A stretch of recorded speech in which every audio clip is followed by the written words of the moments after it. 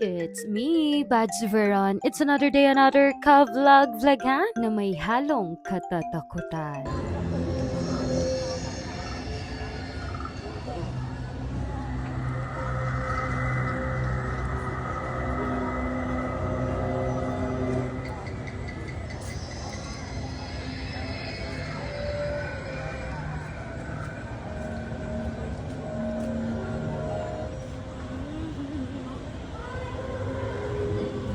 Dito ang daan.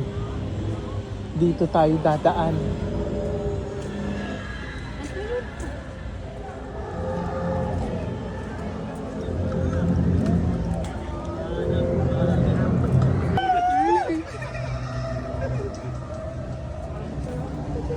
Tara pa. Buset ka? Bigla ako kaya. Ay, parang nagpapila.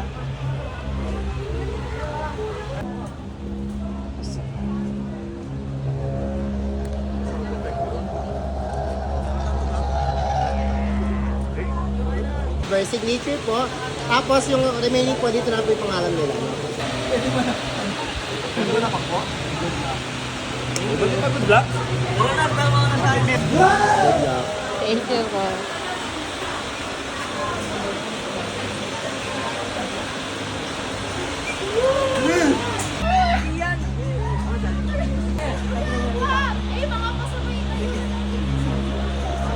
Ano yan? Nang gagawin? Pati kay Kenny. Ali, Bambo. Asok. Oh, wait. Before and after. Matikam. Leaving the house.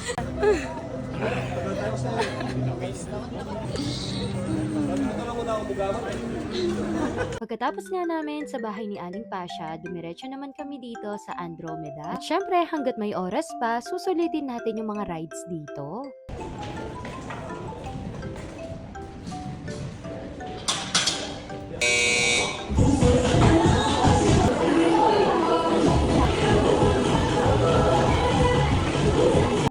At isa nga ito sa mga ayaw kong palampasin. Dahil sa totoo lang gustong gusto ko nga ako yung nagdadrive. Pero sa totoong buhay natatakot po ako ang mag-drive. Kaya kahit sa mga ganito lang ay masaya na ako. Pero sa totoo, inuunti-unti ko talaga yung sarili ko dahil gusto ko rin naman talagang matutong mag-drive. Go Mami Del! Woo!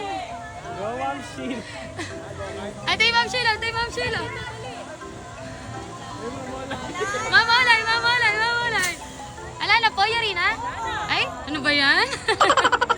At ito na nga, naghahanda na kami para manood naman ng fireworks display. By the way, ang laking ang tulong netong tripod na ito at isipin ninyo parang naka-drone na rin kami. At syempre, dito nga yan sa replika ng Mount Arayat at magkakaroon nga ng fountain and fireworks display.